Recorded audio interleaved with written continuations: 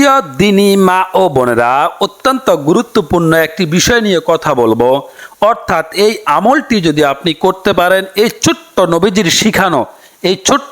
শিখানো একটি আমল যদি আপনি করতে পারেন, তাহলে সারা রাত্রে তাহাজ্জুদ নামাজ পড়লে আপনাকে যে সওয়াবটুকু দেওয়া হবে, সে সওয়াবটুকু এই ছোট্ট আমলটি করার কারণেই আল্লাহ তাআলা আপনার আমল নামায় দিয়ে দেবেন। সুবহানাল্লাহ।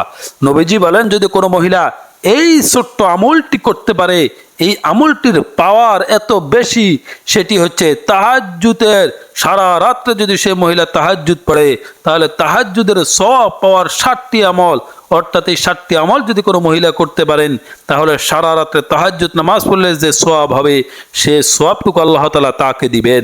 তো আসুন আমরা কথা না বাড়িয়ে আমাদের মূল আলোচনা চলে যাচ্ছি। অবশ্যই আমাদের ভিডিওটি আপনারা স্কিপ না করে দেখতে থাকবেন।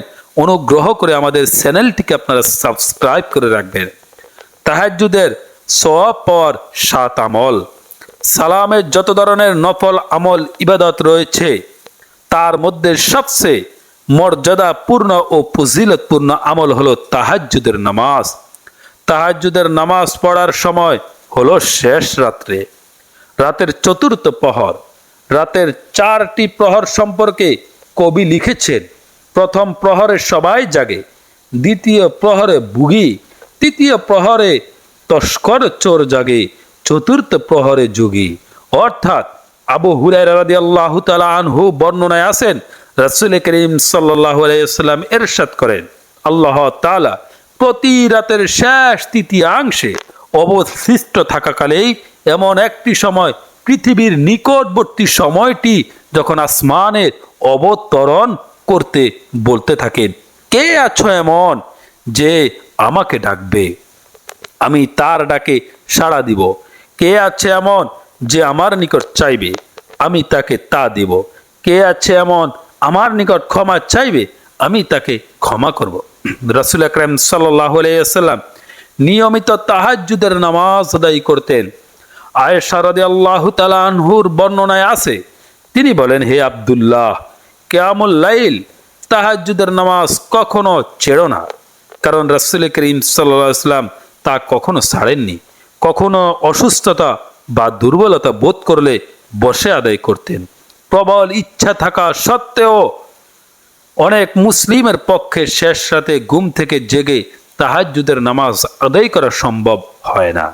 তাদের জন্য চমৎকার একটি সমাধান রয়েছে।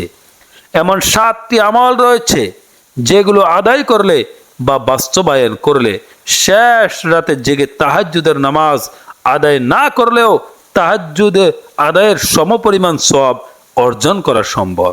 কি সেই আমলগুলো? আসুন আমরা আজকে সেগুলো জেনে নেই।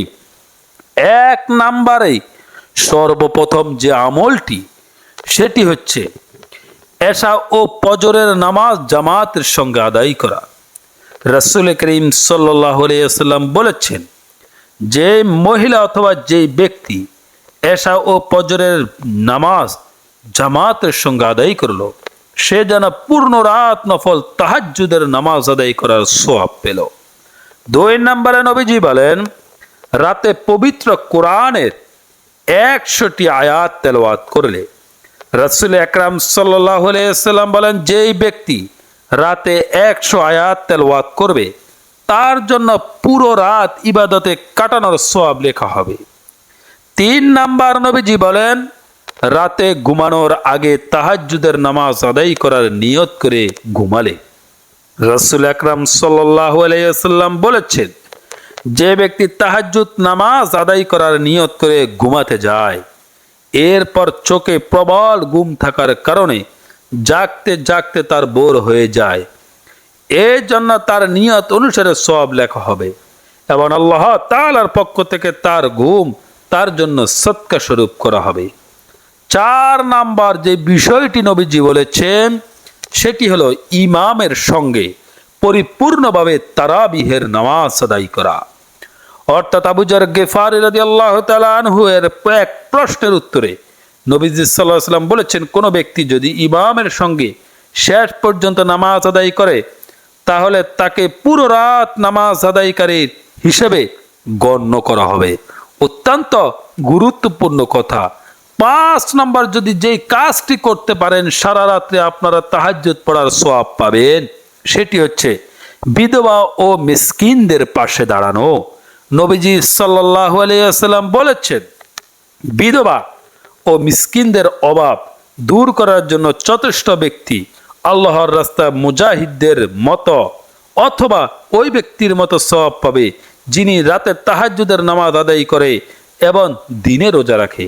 তাহলে যে বিষয়টি জানলাম, নবীজি বলেন, যদি কোনো মহিলা অথবা পুরুষ কোনো মিসকিন, এতিম অথবা বিধবার পাশে যদি দাঁড়াতে পারে, সাহায্যের হাত প্রসারিত করে, তাহলে নবীজি বলেন ওই মহিলা সারা রাত্রে তাহাজ্জুদ নামাজ পড়লে যে সওয়াবটি পাবেন, আল্লাহ তাআলা তাকে সেই সওয়াবটি দান করবেন।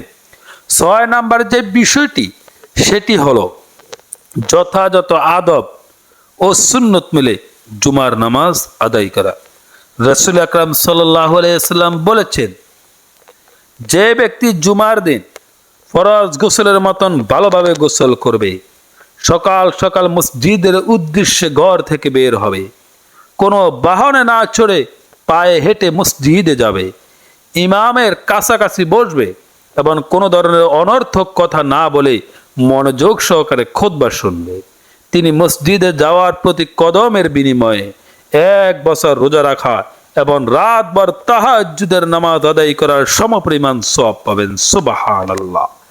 এরপরে দেখুন, আল্লাহর রাস্তায় দ্বীনের জন্য পাহারাদারি করা, অর্থাৎ রাসূল আকরাম সাল্লাল্লাহু আলাইহি ওয়াসাল্লাম বলেছেন, কোন একদিন ও এক রাত আল্লাহর রাস্তায় সীমান্ত পাহারা দেওয়া 1 মাস যাবত রোজা রাখা এবং রাতে তাহাজ্জুদ নামাজ আদায় করার চেয়ে উত্তম। অর্থাৎ 7 নম্বরে নবীজি যে কথাটি আমাদেরকে বুঝাতে চেয়েছেন, সেটি হলো, যিনি দেশ পাহারার জন্য, আল্লাহর রাস্তার জন্য, দিনের পাহারাদারির জন্য যিনি পাহারা দিয়েছেন, তাকে আল্লাহ তাআলা সারা রাত্রে তাহাজ্জুদ নামাজ পড়ার সওয়াব দিবেন। এরপরে হচ্ছে, যে মহিলা যথাযথ আদব মেনে, সুন্নত মেনে উনি জুমার নামাজ আদায় করবেন, তার জন্য এই সওয়াবটি রয়েছে। এরপরে হচ্ছে, ওই মহিলা যিনি বিধবা এবং মিসকিনদের পাশে সাহায্যের হাতটি বাড়িয়ে দিয়েছেন, নবীজি সাল্লাল্লাহু আলাইহি ওয়াসাল্লাম বলেন, সারা রাতে তাহাজ্জুদ নামাজ পড়ার সওয়াব আল্লাহ তাআলা সেই মহিলাকে দান করবেন। এরপরে নবীজি বলেন, রাতে ঘুমানোর পূর্বে যেই মহিলা তাহাজ্জুদ নামাজ আদায় করার নিয়ত করে ঘুমিয়েছে, কিন্তু ঘটনাক্রমে উনি তাহাজ্জুদের নামাজটি পড়তে পারেননি, আল্লাহ তাআলা সারা রাত্রে তাহাজ্জুদ নামাজ পড়ার সওয়াব তাকে এই নিয়তটি করার কারণে দিয়ে দিবেন। এরপরে হচ্ছে, এশা ও ফজরের নামাজ জামাতের সঙ্গে আদায় করা। রাসূল করিম সাল্লাল্লাহু আলাইহি ওয়াসাল্লাম বলেছেন, যে ব্যক্তি এশা ও ফজরের নামাজ জামাতের সঙ্গে আদায় করলো, সে যেন পূর্ণ রাত নফল নামাজ, তাহাজ্জুদের নামাজ আদায় করলো। এরপরে নবীজি সাল্লাল্লাহু আলাইহি ওয়াসাল্লাম অত্যন্ত গুরুত্বপূর্ণ কথাগুলো আমাদের মাঝে বলে গিয়েছেন। অবশ্যই আপনারা চ্যানেলটিকে সাবস্ক্রাইব করে রাখবেন। ধন্যবাদ।